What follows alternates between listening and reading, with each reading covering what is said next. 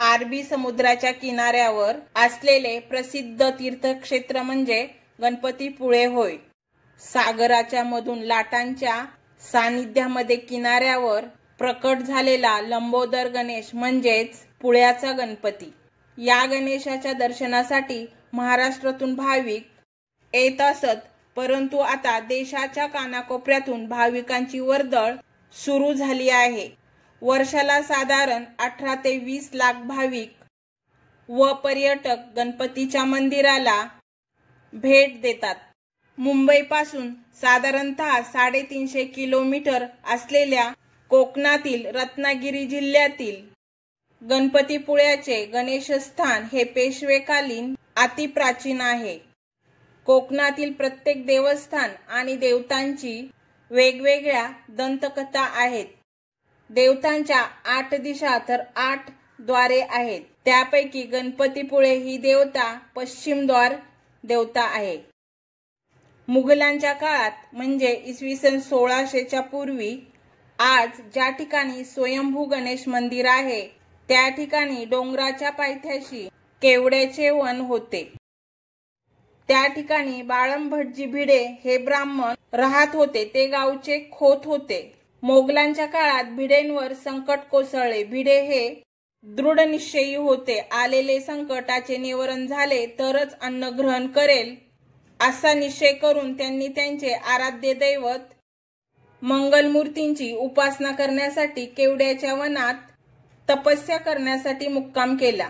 अन्न पाणी वर्ज करणाऱ्या भिडेंना एके दिवशी दृष्टांत झाला की मी या ठिकाणी भक्तांच्या कामनापूर्तीसाठी आगरगुळे म्हणजेच गणेशगुळे इथून 2 गंडस्थळे व दंतयुक्त स्वरूप धारण करून प्रकट झालो आहे। माझे निराकार स्वरूप आहे। माझी सेवा अनुष्ठान पूजा अर्चा कर, तुझे संकट दूर होईल असा दृष्टांत झाला। त्याच कालखंडात खोत भिडे यांची गाय सतत काही दिवस दूध देत नव्हती, म्हणून गुराख्याने बारीक लक्ष ठेवले व त्याला दिसले की सध्या ज्या ठिकाणी मूर्ती आहे त्या ठिकाणी डोंगराळ भाग होता आणि त्या डोंगरावर एका शिळेवर गायीच्या स्तनातून सतत दुधाचा अभिषेक होत होता। हा प्रकार त्याने खोतांना सांगितला। त्यांनी तात्काळ त्या परिसराची स्वच्छता केली व त्यांना दृष्टांतातील गणेशाची मूर्ती आढळली। त्या ठिकाणी गवताचे छप्पर घालून त्यांनी तिथे एक मंदिर उभारले आणि सर्व धार्मिक कृत्ये पूर्ण करून गणपतीची त्या ठिकाणी स्थापना केली। गणपतीपुळ्याला गणपतीपुळे हे नाव कसे पडले याचीही एक दंतकथा आहे।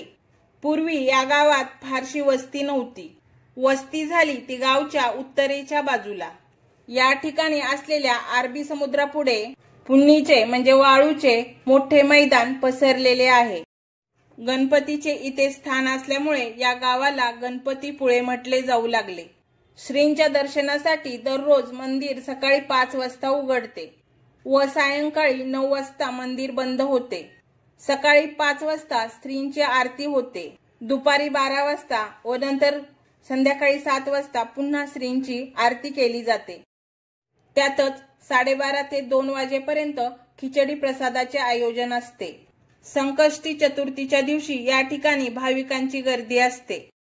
संकष्टी चतुर्थीच्या दिवशी सायंकाळी 4 वाजता नगर प्रदक्षिणा म्हणून गणरायाची पालखी निघते। दरवर्षी लाखोंच्या संख्येने येणाऱ्या भाविकांची राहण्याची सोय व्हावी म्हणून देवस्थानाने अत्याधुनिक सेवा सुविधा असलेले भक्त निवास बांधण्यात आले। गणपतीपुळे या स्थानाचे वैशिष्ट्य इथल्या असीम सृष्टी सौंदर्यात दडलेला आहे। पश्चिमेला दृष्टीला अथांग असा अरबी समुद्र, समुद्रांच्या लाटांशी खेळत असलेली लांब सडक समुद्रकिनारा, मंदिराला गर्द हिरवी पार्श्वभूमी देणारी डोंगरांची हिरवीगार रांग आणि या हिरवळीला कुंदन लाभावं असं नव्या मंदिराचं देखणं स्थापत्य।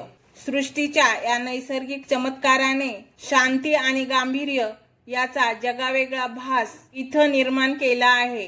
आज आपण जे मंदिर पाहत आहोत त्या मंदिराचे बांधकाम सन 1998 ते 2003 या कालावधीमध्ये झाले. प्राचीन भारतीय स्थापत्य कला डोळ्यासमोर ठेवून नव्या मंदिराची उभारणी करण्यात आलेली आहे.